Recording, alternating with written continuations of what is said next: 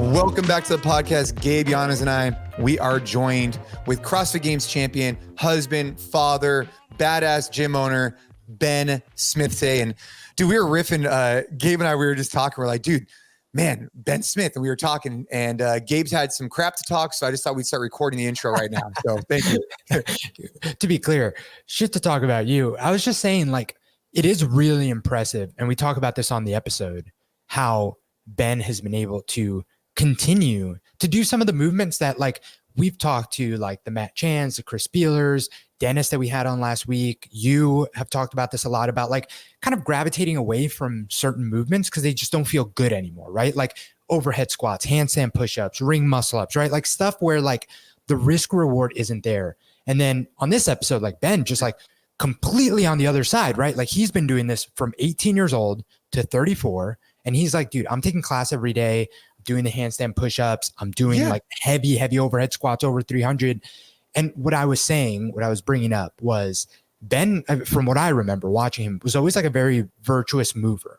Like he moved very, very well. And I think there's something to be said about like the longevity with those movements and type of training when you move very well. And then the shit I was talking was like, you were not a virtuous mover.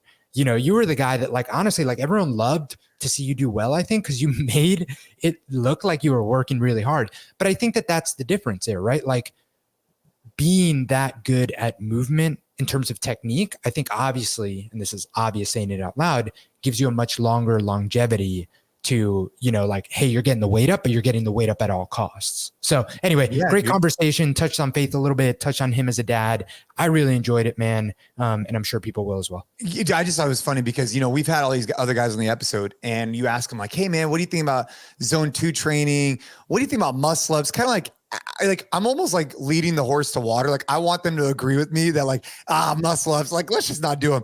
And sure enough, Ben Smith, nah, man, do them every day. You got to be super efficient. Like, I loved it. Yeah. Like, hey, you're 34. You started training at the 2009 CrossFit Games. You've won the CrossFit Games, been on the podium multiple times. I mean, he's a legend, right? And it's like, dude, you don't really want to do muscle ups or handstand pushes anymore. And he's like, yeah, dude, I do them every day or whatever. And he just had a different take on it that I think, I mean, look, on this podcast, I want to explore different things, the husband, father, etc.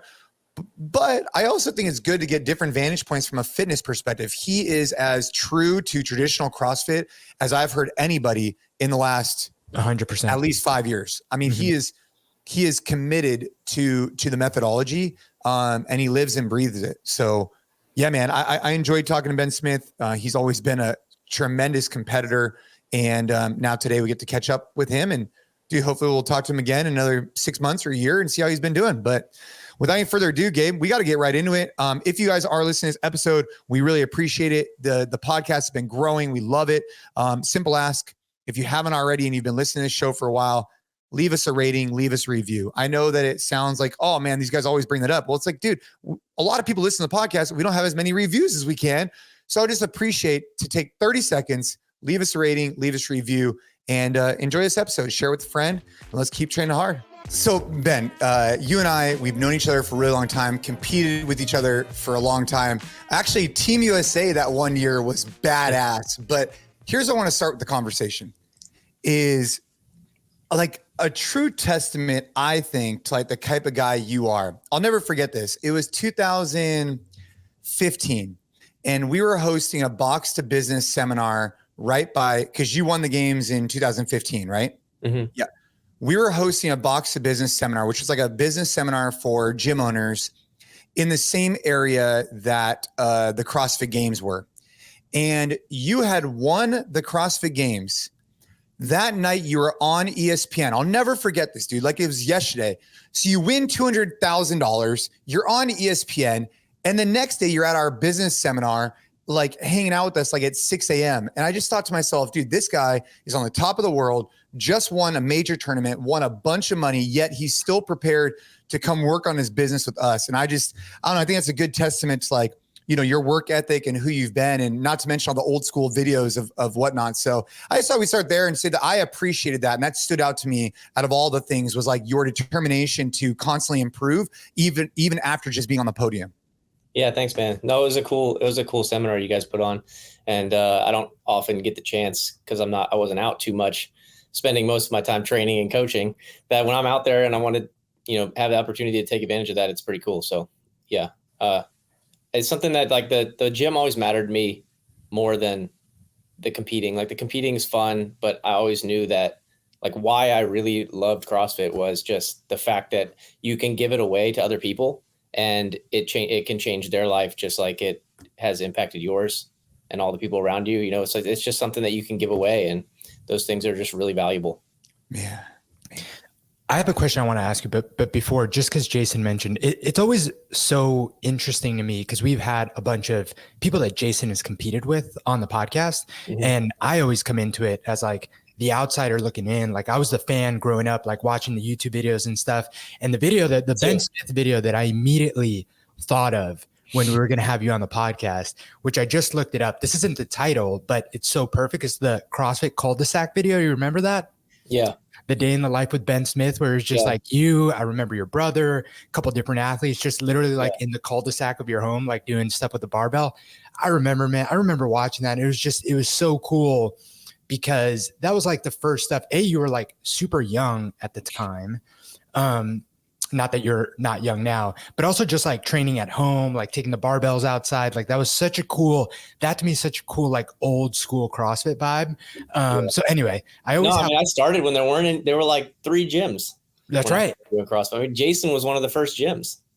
Dude, remember the challenges we used to put out? And Gabe, I don't know if you know this, but Ben Smith was one of the original winners. So we used to put out like the Progenics, like monthly challenge or weekly challenge or something like that. And basically like people would challenge these workouts like on YouTube. And Ben, I just remember he was like, you were like at your college gym. Yeah, college Globo gym. Oh man. It's cool. You've been in the game a long time. Yeah, no, that was fun. Anytime like people put out stuff like that online, because that's how CrossFit started, was they just put out a challenge of the day, workout of the day.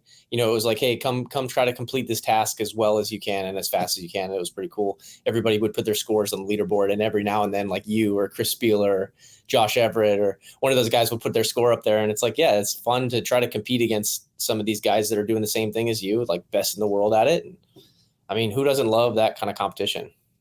For sure. A question I wanted to ask you, because of what Jason brought up, you go into the Box to Business seminar immediately after winning the games. And then what you just said, which I think is so cool to still hear that, and how like the gym always mattered to you more than the sport. How do you think the sport obviously the sport has changed in so many ways. Yeah. But specifically, how do you think it's changed? Because now the athletes, most of them don't even have their level 1. Like they're sure as hell not coaching. No one out there is a gym owner. Like, how do you think that specifically has changed the sport? And is that positive, negative? Like, should we go back to there being some requisite? I know that'd be really difficult to do, but I don't know that you can go back. I don't know you can go back. You're kind of are where you are, and you just kind of have to figure out the best path forward, But yes, there's definitely been a shift. And like you used to see the people that competed at the games were the ones that had the ability to train like often, because they were probably in their gym coaching other people. So they generally had gyms and they had the capacity to be able to do multiple workouts at a day. So then over the course of time, they were better than other people, so they could go compete at the games, and now it's kind of turned into you have to train all the time. Like that's all you do to be able to compete in CrossFit. And it just changes the dynamic a bit, but it's kind of, there seems to be like some sort of gap that's wide in between the CrossFit in the gym and the CrossFit competitors at the CrossFit Games. But I don't think that those two things are as drastically different as people keep claiming they are. Like people claim like, oh no, this is the sport and then this is the gym, and those things are two separate things and they're not the same. And I'm like, I don't know what you're talking about, but the CrossFit Games were the test of fitness. They were there to represent what the fittest person, the fittest CrossFitter in the community could be. Like they're the pinnacle of the sport. They're like when you walk into a gym, they might be, your motivation to come in and do another workout, or they could just be somebody cool that you like to watch online compete at the games. It could be whatever, but it started as a test of fitness. So it's like you're going to have, the person at the top of the CrossFit Games should be a CrossFitter. So, you should be able to relate to that into your gym. Like, it shouldn't be something that is completely separate. I think they're more intertwined than people think. I don't know what you guys think about that, but I don't look at them as completely separate. Like, the workouts we do at our gym, Glassman always said that the workouts of the day should exceed the capacity of even the fittest people in the world. Like the workout of the day, like the general workout of the day. Now, I understand we have fit classes here. So we have other classes like that are not specifically CrossFit, but like the intentionality or the methodology behind CrossFit is that you're supposed to be challenging yourself in some domain that's maybe a little bit unique to you personally. And for some people that are just starting out, that might be something basic like a wall ball, right? But for people that have been doing CrossFit for 10 years, you might have to challenge yourself in a different way. And if the workout of the day isn't challenging the fittest person and challenging the first person that walks into your gym, then there's like a disconnect there, and you're not going to notice that until, years down the road where you're like, hey, I don't really know what went wrong, but maybe it was this or whatever it might be. Yeah. I think where I see it a little bit different is that the CrossFit Games over the years has kind of shifted away from what you typically do inside of a brick and mortar affiliate. I think maybe that's where I see them kind of separate out, is that like in general, out of the 15 events of the games, maybe like, I think the ones that are relatable for an affiliate are like, I don't know, maybe like definitely more than half for sure. But like the swim events or the really complex odd object stuff or the really high end gymnastics, I just feel like it's an expression that isn't as approachable as the affiliate model. But I think, the thing that's the most interesting here is that just how the industry's changed, right? Like how, if you look back in the day, I mean, dude, take one of my fondest memories was you, me, and Froning competing for the Team USA in San Jose, if I'm not mistaken. I think it was the three of us, right? Or no, maybe it was London. There was one in Berlin, wasn't there? Wasn't Berlin. that? Oh man, yeah. That one. Oh, in any case, that wasn't my fondest memory. That one was rough. But in any case, like all three of us at the time owned a gym and trained in a gym. And, I just feel like those days have kind of passed it because the sport has professionalized, for lack of a better term. And I don't know what the future holds because of that, man. Yeah. Remember Berlin? Dude, wait, I need to know what happened in Berlin now. You need to share what happened in Berlin. Dude, we lost. That was about it. Dude, Gabe, it was so bad, bro. So in the year before, I was on a team with Rich and we won in London, Team USA. It was me, Rich, and Matt Chan. The next year, it was me, Rich, and Ben Smith, and we were in Berlin. Oh man, Ben, remember that one? Oh, yeah, boy. I remember that one. The wooden worm at the end. Dude, well, remember Rich like basically knocking the trash. Dude, Rich goes in the locker room and just like nails his trash can because we lost bad, and we shouldn't have lost. It was like when you're playing, you're on your basketball team or baseball team or whatever, and you roll back into the dugout or the locker room, and one of the players is just so pissed they just take a baseball bat to the bucket of balls or something. Yeah. Well, I'm super curious. I don't remember this, but why do you say you shouldn't have lost and you guys ended up losing? Oh, is this like a touchy subject here? Am I? We had some complications on, I mean, if I really wanted to boil it down, there was just some we had an athlete or two that was having a difficult time being away from home. And I think they had a hard time performing under that type of stress. Is that a good way to describe it, Ben? Yeah, it was more like just miscommunication stuff. Interesting. Yeah. And when it came to Team USA stuff, how much time did you guys have to prep? Because I remember the one thing I remember about that stuff, it was like a relatively short turnaround from the games, right? Like it was like the games, and then you guys had to prep for that. Were you guys prepping as a team at all, or was it just kind of like they handpicked you and you went and did this thing? I don't remember. Did we have any practices or anything? Typically in the years, you would have like a few practices, like one or two. The problem is everybody was from different areas. So, the first year it happened, they flew us down to like Malibu or something. We did some training there. But the second year, I don't remember doing any training together until we actually got to Berlin. And then we had like 2 or 3 training sessions there. Just because getting everybody together, they're all across the country. Do you guys remember why they stopped doing it? Did it just kind of fizzle out? Was it like logistically impossible? Because I remember the questions. I don't know. Don't know. Interesting. Yeah. Because Ben, take me through. Because right now, man, like when I still see some stuff online, like you are still super strong and super still fit. Getting after it. I was going through Instagram yesterday. I was like, dude, this is awesome. Dude, man, I haven't been on Instagram in a long time. Dad of two, husband, entrepreneur, and you are still incredibly capable. And I guess my first joke question I say is this CrossFit stuff works, you know? Yeah. That's what I keep saying. Yeah. My first question is like, how is your training different today compared to, let's just say 2013, 14, 15? How has your training evolved, and what kind of drives your training today compared to, 8-9 years ago? Yeah. I mean, today I'm working out. I hopped into the class today. I'm mostly doing class workouts. Like even I did the semifinals this past year. All I did was like the classes, so it's like I worked out with the class, and then I would do some strength stuff in the morning here, but that was it. I mean, I'm pretty busy with the kids and with, the programming, the business side of things here. So it's like, I don't have the time that I had in 2015 to train. I also don't have the ability to train like that anymore. Like mentally I could do it. I don't have the physical ability to do that volume anymore.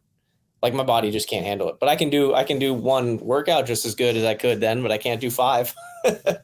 Yeah. So how do you tailor that? Like, I'm just curious, like mentally, if you're there, and I think I kind of can relate a little bit. Yeah. What tells you that you're doing too much or too little as you're aging? What are the signs that you're feeling that tell you to back off? Yeah. I mean, it's hard because I did it for so long, and I did how training was. Like we did that for so long. So it's tough because you think you want to do this, or you think you need to do this, but you don't. So I kind of I go by how I feel. And if I need to back off, I'll take a few days off and I'll just move around a bit, and I'll just try to listen to my body well and, self-regulate. And I have a good eye for it now that I've done, one extreme and then to the other of not training at all. It's like you've gone both sides, and you kind of know where you need to sit right in the middle to have fun with training and stay fit and, still, hang out with the classes and do some of those too. So that's really what I do now, is just hop into the class and just kind of work out for fun, work out for the challenge. I think it's good to be disciplined. It's definitely a common theme that we've had with a couple of guests now. This idea that less is more, specifically once you get to maybe not even like a biological age, but a training age. Like once you've been doing this stuff so long, you're not benefiting from the 3-4 sessions per day. Like you're just there's a sweet spot. And everybody's sweet spot's a little bit different, but you just got to find what works for you. Like that's why I love CrossFit for the intensity side of it. Like I can go work out for 5 to 10 minutes really hard, and I'm like, that's all I'm good for now. Like I'm good for the day. That was good. I can go focus on other things. I can shift my mindset to go doing something else productive. And I really enjoy that. And I've always loved training. I've always loved working out and competing against myself and other people. And it's just a good part of my day now. Like I look forward to it. I don't work out because I have to or anything. I work out because I get to, and it's fun. We talked to Matt Chan and a couple different people that, have really kind of turned I wouldn't say like really turned, but like have really embraced going longer and easier and doing, like the buzzword maybe in the fitness space now is like, get your zone 2 in and stuff like that. Is that the other way? So is that something that you're like in any way like incorporating now into your training? No, is it just really. getting outside or you're? Yeah, no, like I have fun getting outside and doing stuff, but like I don't do that. I don't do anything long like that. I don't really enjoy that. It beats me up pretty bad. Really? Yeah, I like staying short and focused, and maybe a little bit on the higher intensity side for sure. Just and kind do you of still incorporate? And Ben, do you still incorporate high complexity skills? So how old are you right now? I'm 34. Just turned 34 in May. Yeah. You're 34. Yeah. You started you're the first time you competed at the CrossFit Games. How old were you? I was 18. Yeah. 18. So it was 2009. So, I mean, dude, It's been a while. I put myself through the ringer for sure, you know? And so what has allowed you to stay like that then? Because if you're still doing the complex skills like the handstand push-ups and muscle ups, if you're still doing the intensity, what do you think it has allowed you to sustain that and that desire to do those type of skills? I'm just curious. Like, I mean, they're fun for me. I enjoy them. I enjoy being like, those were things that I was really bad at in the beginning when I first started. And now like those are my favorite things. Like I can get a good workout doing handstand push-ups and toes to bar muscle ups or things on the rig. You know, like I can get a good fitness workout out of that. It doesn't have to be like, oh, I have to go bike for 60 minutes. You know, like not a lot of people in CrossFit are good enough at the skills to get a good workout from it. And that's why they shy away from the skills. And then when you continue to shy away from the skills, you don't get better at those skills.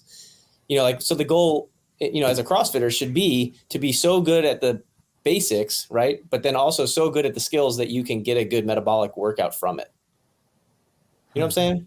Yeah, no, I know exactly what you're saying. Like if you throw in 30 handstand push-ups in the middle of a chipper, most people are going to sit there at the wall for 10 minutes or 15 minutes to get them done. And it's not going to be, they're going to say, oh, I didn't get a good workout. You know, but if you can scale appropriately, you can still sprinkle in these skills to people in classes. And you'll find that at the end of like a few years, they're able to do things that other people in other gyms don't even attempt ever. And they're like more capable. And from that, they're stronger, they're fitter, they're more confident, they look better, all of the above, all of the things that CrossFit does to people when they do it effectively and correctly. And go ahead, Gabe. Well, I was just going to say, plain devil's advocate to that. Yeah. Is there something to be said about how long it takes to acquire these skills? And at what point is there too much opportunity cost in like, you know, trying to get upside down where you can just, you know, teach people how to press well, or, you know, teach people how to do maybe the simpler functional movements as opposed to try and get these higher skills? Because, you know, if the average person is coming into class 3 days a week and, you know, you're programming with enough variety, they might only see a handstand push-up once a month. And then how long is it realistically going to take for them to become proficient enough that they can get a workout like you? Is it better to just say, hey, we're not even going to try and go there. We're going to try and get you to press really well with dumbbells, sandbags, barbells. Yeah. No, I agree. You get that movement capacity there. Yeah. I mean, you definitely should do that. And you should be virtuosity, doing the common things uncommonly well. That's number one, you know, and then you should be just dabbling in the skills beyond that. But I'm just trying to get at, if you don't do them at all, there's no way that you're going to progress towards them. And you guys know how to scale things. And they're like, if I can't do a handstand push-up, there's an infinite number of regressions that I can scale back to. But giving people a goal in the end of, hey, at some day, you're going to be doing what that guy's doing over there, or that lady's doing over there. You know, like it's a joke here is we got what?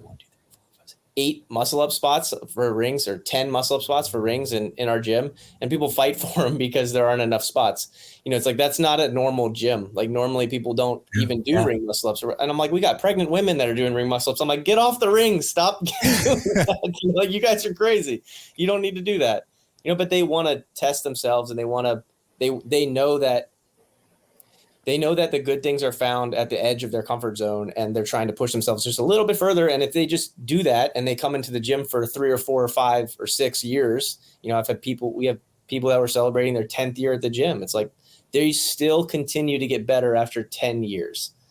You know, it's like, how many fitness programs are there that you can do for 10 years and just continually progress and get better in like all kinds of different areas, not just one specific thing? It's pretty boring if it's, you know, just biking or just running or just swimming. Sure, you can get better for 10 years, but you know, there's so many different areas in CrossFit that it's just like an unlimited, it's like a playground. You can pick certain things you want to work on, and they translate over into other things. So you can just, you know, it's a lifetime venture to be a CrossFitter. It's not just I'm coming in here to get a workout in, you know? So Ben, on that note, how has your journey been then? So like, for example, for me, I dedicated my time, many, many hours in the gym, just like you. And eventually for me to see incremental gains in things like snatching, muscle building, like basically I'm never going to get better at those lifts compared to where I was 8 years ago. Right. Sure. And I don't want to say it was demoralizing, but it was just kind of like, all right, I reached my potential in these skills. Mm-hmm. I'm now going to be able to get outside the gym and be able to see a lot more potential in these other skills because I don't have exposure to them. So what role does that play for you, where whether you're for your athletes or yourself? We'll speak about yourself first. Is there anything drawing you to skills outside the gym, or the skills in the gym still get you fired up enough to find little nuances here and there? Because like for you to get 10% better at a handstand is a lot harder than for you to get 10% better at some, rock climbing outside the gym. Because you're brand new at it. Right. There's that, the beginner, the learning curve, right? And it's very steep and then it slows down. And you're talking about at the end, like we're there with weightlifting. Like I'm there with weightlifting. I would have to I couldn't do it, but I would have to dedicate all my time to weightlifting to try to get better numbers in weightlifting. And, that's kind of somewhere that I'm not going to try to stretch myself because it's not worth giving up all of the other things, all the other components of fitness. So like an area right now, I'm like, I'd love to be able to, just something that I'm thinking about. I'd love to be able to do like an iron cross on the rings, but like, I don't. And what do you weigh right now, Ben? Zero CrossFitters can do an iron cross on the rings, right? Like, I don't know, Victor Hoffer, maybe. No. But that's a whole new domain of strength and ability to be able to do those sorts of things. And it's like, that's another area that would probably translate over to many other parts of your fitness, but like something new that I haven't tried. Like I got my first press to handstand, like two years ago or so, maybe last year, but like, that's a skill that's taken 10 years for me to get. So that's still fun to me. That's fun. Yeah. And I'm like, I enjoy other things. I just don't have a lot of time to dedicate towards, going out and playing pickup basketball or football or baseball. And, I would love to do stuff like that. I just don't. I know you have branched out and you've done a lot of other stuff. And I think that's really cool. Like we got a jiu-jitsu place right next door. I'd love to start doing some of that and learn how to do that. But like right now it's like my time is in the gym and this is what I like doing still. And, I just haven't dabbled in it yet. Oh man. Now you open the door. He's not going to let that go. The door. The door's been opened. He's going to text you once a week, seeing if you went and started doing some private lessons yet. That's how he starts. That's how he gets you in. So speaking of just time, right, and acquiring new skills and whatnot, I definitely think you should try jiu-jitsu, by the way. But anyway, back to this. How has things changed once you have a 5-year-old daughter and almost a newborn, for lack of a better term, like what, 4 or 5 months you said? Yeah, 11 months. She's walking now. Yeah. Okay, so not a newborn. I apologize. No. That's Gabe. Gabe's got a newborn. So if you have two girls, like when your first daughter was born, and now with two, like how has that changed your mindset? Because I mean, obviously you lived in the gym before, because you own a gym, you're training the gym, but like, are you a lot more intentional in your activity? And then what role does it play to involve the girls at the gym, if at all? How does that work? They're not at the gym too much. Clara, our 5-year-old, she loves coming to the gym, but she's not here too often. When I first started CrossFit, I was in high school, right? I was playing baseball in high school, and then I went to college and I was doing all the courses for mechanical engineering. CrossFit was like my escape from the day. Like I'd go work out and train really, really, really hard because that was my outlet. Like I would work all day. I'd do homework, be sitting in front of a computer, and I'm like, all right, I got to go move around. I got to go do something. It was my outlet for other things that I had going on in my life. And then I got good at that, and I dedicated all of my time towards training. And there was a period of time where I was just training. There was coaching the gym as well. But, now I'm kind of backing off a bit, and I'm doing the same thing that I did in the beginning when I first started CrossFit. Was like, hey, CrossFit is my outlet. I come into the gym for an hour and I'll hop into the class, or I train a bit for fun, and that's what I love doing. And it's very refreshing for me. It feels good. It feels right. It feels like it's put in its right place. Like all things just have to be put in their right place, and it feels like I have the fitness side of things put in the right place. Like I've balanced it well with family and with work and with other things. So seems smooth to me, I don't know if that makes sense, but yeah, no, it does. And like when you had because what helped you to pivot away? Because for this year, I know you did like the semifinals, whatever, but the last year you competed at the games. Yeah. What were some decision-making processes that went through your head about, shifting away, like to your point about where you're training as like the way you almost got started. Like what happened in life that got you back to that situation? I mean, kids. Yeah. Yeah. And it's, yeah, I mean, it's been awesome. I've just been trying to be as self-aware as possible. And if you do that and just pay attention to the things that you're doing, and you're being, conscientious about how you go about your day and your thoughts and your actions, you will learn so much. And I've really enjoyed the journey and watching watching Clara grow up. It's like every stage is different, and it's been fun, teaching her and instructing her and hanging out with her and watching her grow up. And yeah, I mean, there's nothing better than that. It's just been really cool. I can't say like hasn't made me shift away from, like, it hasn't been a bad thing shifting away from CrossFit and fitness. It's been nothing but good. Everything's been, I would look back on the last 10 years and I wouldn't change anything, I love that. Have you been intentional at all about the types of physical activity that you've introduced her to, like trying to get her to play around in the gym in a specific way, gymnastics, like anything like that? Or has it just kind of been like she plays and you just kind of support whatever it is that she's kind of drawn to? There's some of that. But then, I mean, as a parent, you have to also be introducing your kids to things. Like it's so easy now just to sit at home and not do anything or get caught up in like, oh, I'm tired. And, my day's this and that and the other, and you can complain and you can get caught in that game. But your kids are going through this period in their life for one time. And you want to introduce them to different things. And if they like them, let them run with it and stick with it. If they don't, then move on and try something else. So we have Claire doing some gymnastics classes. She enjoyed those. We're taking a break from those, and she's trying stuff like she's got some, my father-in-law has her doing some golf lessons. Yeah. Like things like that, just trying things out, dance. She'll come to the gym and do the CrossFit Kids class that we have here, and just playing around and having fun and, letting them be kids, Yeah, just moving their bodies, and whatever that looks like is just 100% up to them. My son, Shay, who's he's a year and a half. Yesterday, this happened. He comes to the gym with me. We have like a little barn gym here, and he just hangs out while I get my workout in. And without telling him the first time, he like grabbed onto the rings because we have him low enough where he can do it, and picked up his feet, and he was like swinging back and forth, and it was like the coolest moment ever. Yeah. Anyway, so yeah, watching those things, especially when it's not like, hey, like we go there every week and I've been like getting them on it or like running through progressions. It's just like how they explore and what they naturally gravitate towards is movement. It's a lot of the stuff that we do in the gym. But their play is perfect CrossFit movement. Yeah. It's so funny. I always joke. I'm like, I always joke with all the people in the gym. It's like, this is just an adult playground. Yeah. Like you guys should be, how you should look at this. You should look at this like you're coming in to move your body and to play and to have fun and to try new things and to, not like come in here you don't have to be like super regimented, and you don't have to be like, I have to do this, and this. Like just come in and have fun, move around. And if the gym is conducive to that and a good workout is programmed, it's like you're going to get better over time as long as you have fun with it.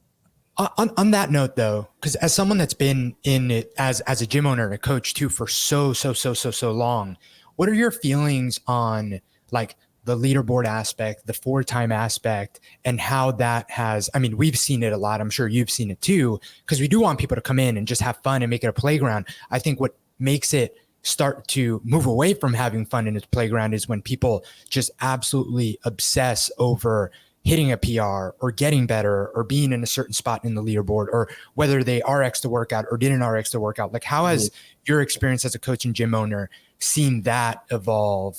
Whether, you found good ways to like not emphasize that as much, or is that still a big part of the culture there? Like how have you navigated that? So, this is something that's kind of just happened naturally. So I think that, again, like I'm going to say it again, everything in its right place. Like you need the competition. You need the leaderboard, and you want the friendly rivalry. You want some of the trash talk, but it has to be in its proper place. And when it's not, you have to take care of that. You know what I mean? Like you have to point it out, and it needs to be put back into its right place. That's all. And one of the things that's cool, I think, about the gym here is that there's always somebody that's better than somebody in the gym. So if you're coming in here and you're like smoking this workout or whatever, like the next class, someone shows up and they smash you. So it's kind of like a humbling experience there at that time for them. So it's like, there's always somebody a little bit better. And if you recognize that, there's a little bit of humility that comes with it. So by making the workout challenging enough and having good enough competition in the gym, like, you're going to have people that sometimes shine and get to get their chance to gloat a little bit. And then you're going to have the time where they're going to get beaten and, and they have to kind of be a little bit humble. Right. But I do think competition is good, and I do think it's necessary. And it is one of those fundamental aspects of CrossFit that you can't escape from. That's why I've always said the CrossFit Games is inevitable. Like, even if you took away the CrossFit Games tomorrow and stopped doing it, it's like, you're still going to have competition in the gyms. And then those gyms are going to eventually get together and compete, and they're going to have a local thing. And then that local thing will eventually turn into a bigger competition. CrossFit just hosts it, So, so that's a good question. Then I'm curious your thoughts. If the CrossFit Games are inevitable, which I agree with you on that. I think that in some way, shape, or form, the sport of fitness is inevitable if it was created the way in the eyes of, the clock and the competition. Like, I'm talking way back in the day, man, 2007, 2006, like, you started seeing these. I mean, I was a part of it, where you would challenge people to get that competition, right? To push us in the right direction. And, you said it best, like, it has to be in its right place. Now, what does the future hold for the sport, in your opinion? Because you have the Wadapaloozas, the this, the that. There's a lot of different competitions, and then obviously you have the CrossFit Games. Now, this last year, of course, it has the potential to change everything. Mm-hmm. What do you think is the future of the CrossFit Games, and then also other events that are CrossFit related as a sport? Yeah, I mean, you're going to see. What do I think the future holds, man? I don't know. I couldn't tell you. These competitions will be around. Rogue is the next one coming up, and that'll be a lot of fun. And, hopefully they'll pick up a little bit of momentum after the games this year. And, again, the competition's necessary. It's always going to be there. I think the games are a great thing, and it just has to be put in its right place. Like, all the CrossFit Games athletes think not all of the CrossFit. I'm sorry, I'm not going to speak in generalities.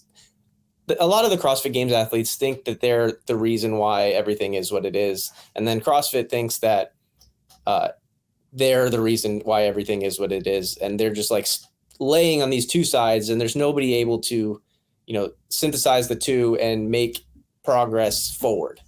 It's like, that's what we need right now, is we just need the athletes to understand, and we need CrossFit to understand, and we need to have some sort of consensus, and then we need to move forward from that. But yeah, I mean, the games, I hope the games continue. I hope they go on. I hope the competitions continue to grow and get better and all that. But I think that there just needs to be understanding on both sides. And right now I don't see much understanding on, either of the sides. To me, that what you said, which I agree, comes back to kind of the impossible question I asked you in the beginning, which is like, how do you get back to the athletes, like, having some skin in the game with like what CrossFit is at the affiliate level, at like the methodology level? It's just the fact that those things have separated a bit, I think, are why we are exactly what you described. Mm-hmm. This never would have, or it would have been a lot harder for it to have been the case when the CrossFit athletes were gym owners and were coaching class every day, seeing what the methodology does every single day. Now they're just athletes. They're just training. So it's easier to get caught up in the whole, like, hey, I'm the reason that this thing is this whole big thing. Yeah. Ben, kind of asking questions about this. Like, I did write this down, because how do you, when it comes to like complex lifts, like let's just say like the overhead squat or all these things you're doing, like, are you doing anything in particular to like continue to make you, like, from a longevity perspective, to keep your body ready from a training? Like, what is the secret to Ben Smith, right? Because you could still go and compete at a high level, like we're talking about, right? How are you doing that at 34 when you've been training hard since you were 18? Like, is it just you're that unique, or are you doing stuff that I'm just not aware of? No, I don't think I'm doing anything you're not aware of. I also don't think I'm that unique. Other than I just stick to things. I can't think of anything that's unique about me other than I really, really enjoy this thing and maybe I'm a little obsessed with it. But yeah, I mean, I really do think that just finding the right balance of things is huge. I felt the worst from ages 28 to 32. Horrible, horrible. And because I was like, I'm very stubborn, and I was just like wrestling with that balance of how to just balance things in my life, right? And then I feel like once I settled down and I put everything in its proper order, proper place, I feel like I'm again now making progress. Like I actually feel like I'm making progress again, which is the feeling everybody wants to experience in the gym on a day-to-day basis, but not only in the gym, but I feel like now I'm making progress in my relationships. I'm making progress being a dad. I'm reading more, so I'm opening my mind up to a bit more of other things outside of the gym, all that kind of stuff. Like I feel like I'm stretching myself in multiple different directions at the same time. What was the catalyst there? I mean, you run your head into the wall enough times, you're going to figure out the wall there. You're not going to run into it anymore. I don't know. Yeah. Was it like a training or a lifestyle thing? Or like, what's that? Well, like just in general, like you're 28, you felt bad. And then now you're saying you're putting in place, like with your relationships and whatnot. Was that something I was like, I guess what we're trying to get to is like, dude, you're a high achiever, you're a dedicated individual. And I think that pulling from your lessons learned and how you've navigated that, I think is important. Why did you start reading more? Why did you tone back your training? Like what happened, I can't say that there's any one thing that happened. I try to be as aware of myself as I can. And I noticed that I can't tell you the process exactly, but I noticed that things kind of things are not the way that they should be. And you have to tweak and tinker with things and find your balance of work and of rest. And it's like, those things they're more important than people think. And you have to find the balance between, purpose and having fun also. Like there needs to be just this balance of everything. And it's tough to give it away. Like I can't quite give that away to people, but that's everybody's got their individual, path that they're going to walk and struggles that they're going to have. And I can't give you anything like specific other than I'm like, okay, something has to change because I know that I'm not going to be competing in the CrossFit Games forever. So, there's other things that I want to get better at in my life too. Like, it's not just that. Like, I've done this for a very long time and I'm still passionate about it, but it's like, just like, okay, here's my hand. These are the cards I have, and these are the cards I'm dealt. And it looks like I probably shouldn't continue off in this direction. I should probably reorient myself and walk a different way,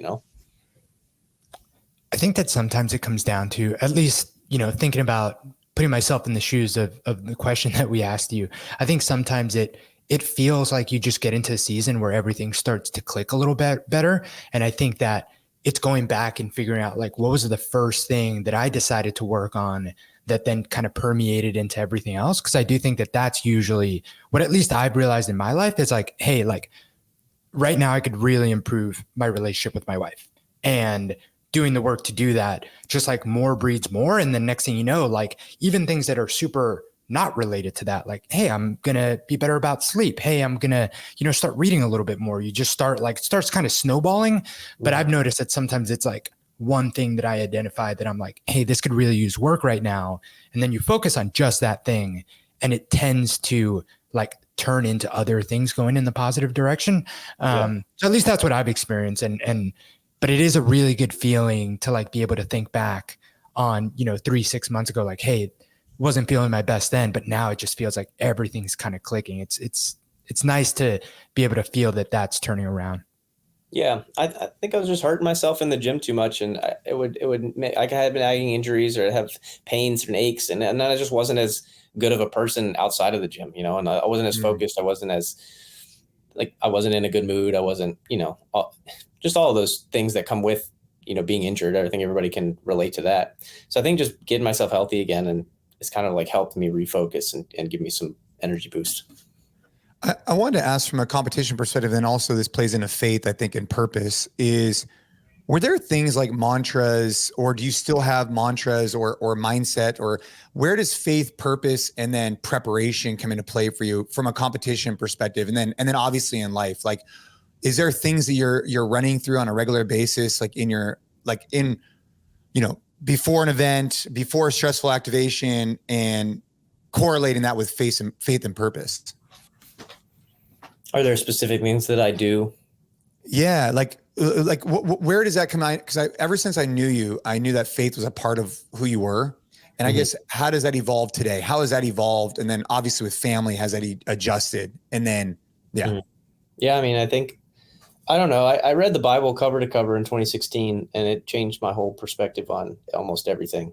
And I think since then, it's when I did that, it was like taking a new pair of glasses and then putting on those new pair of glasses and seeing the world.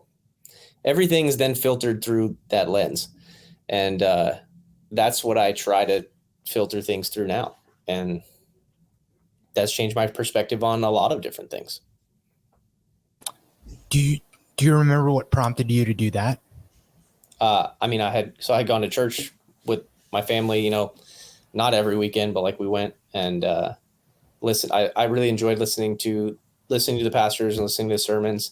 I really enjoyed the parables. It was like they were always like puzzles to me, and that's the way like my mind works that way. And I really enjoyed looking for wisdom inside of those stories and reading stories. And I had never like put it together. It was something that I always kind of wanted to do and never made time to do it. And then I just made time to do it and did it. Kind of like, if you want to start at a CrossFit gym, the best thing to do is to show up at 6 a.m. and start at CrossFit gym. And yeah, it just kind of snowballed from there. Yeah. That's interesting. Yeah. I've been reading through, I went through Matthew, I went through Luke, or no, I went through Matthew, I went through John. Some of it's hard to get through, man. It is. And you don't know why there are certain things that in the places that they are. And you're like, what am I reading? This doesn't make any sense to me. And it might take you 10 times to read it and someone else explaining it to you for you to understand any of it. But like, it's as endless, as deep as you want it to be, which is the crazy thing. It's just like an endless well of wisdom and understanding that you can pull from and take into your life every day. So you just said in the beginning of 2016, I'm going to read this throughout the year. You didn't say a certain amount of pages. You just said, hey, my goal in 2016 is to read this cover to cover. And that perspective change was like, that was it. Cause I could relate to the glasses example. Yeah. I think it took me 4 months or so, 5 months to read. And it was just like seeing the world a whole different way. And it was just the beginning. Like, it was like, you think, and then there's so many levels beyond what you think, and then you find out that you really know nothing. You know what I mean? Like the more you get into something, the more you realize there's more to it. For sure. And it just keeps expanding on itself and growing. And you're like, and you grow with it and you learn with it. And then with it comes different experience and different mindsets, and then different ways that you approach different situations in the world, It's very applicable. People think that it doesn't translate to what's going on today. And I'm like, these stories are exactly what's happening today. Go read them.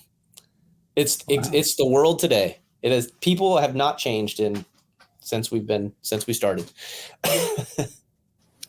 I think that because we've had this conversation with a couple of different guests, and I think that when it comes to faith specifically, or maybe this is just, kind of me sharing like my personal take on this. I feel like there's like a heavier resistance than even with other, like, people feel resistance with starting fitness, starting nutrition, because they put it on this pedestal of like what it's going to entail, the work that it's going to take, like on my part, like, am I really like ready to do that work? Like, you come up with every excuse of why you're like, I'm going to start on Monday, and then Monday comes and then you're like, I'm going to start next Monday.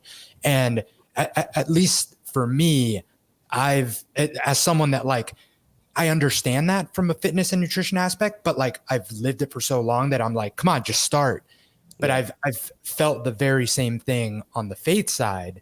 And I think it's just interesting because I think it's even heavier because of maybe the implications that it has. So yeah, I mean, why do you think that is because I don't think I'm alone in this. So why do you think that is for a lot of people? And maybe as someone that, did dive in and do the work, like what would you suggest as like maybe to hopefully break that a little bit? Yeah, I really think we talk about it all the time. This is kind of what our podcast was about for a long time, was we were talking about the relationship and how the patterns of in Christianity are similar patterns in something like a CrossFit gym. Like you come into the CrossFit gym on a daily basis to why do you come in? You come into whatever it might be. You come in to look better naked. You come in to get fitter. You come in to fix the chronic disease that you have. You come in to lose weight. You come in because your family's here. Whatever it might be, right? You come in for a specific reason and you're here to get better.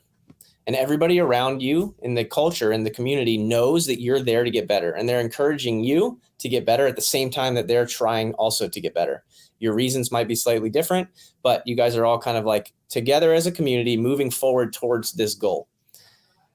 And not a lot of people think about it like that, but if you relate this kind of stuff back to fitness, it's an easy, tangible way for people to grab onto it and be like, okay, that makes sense.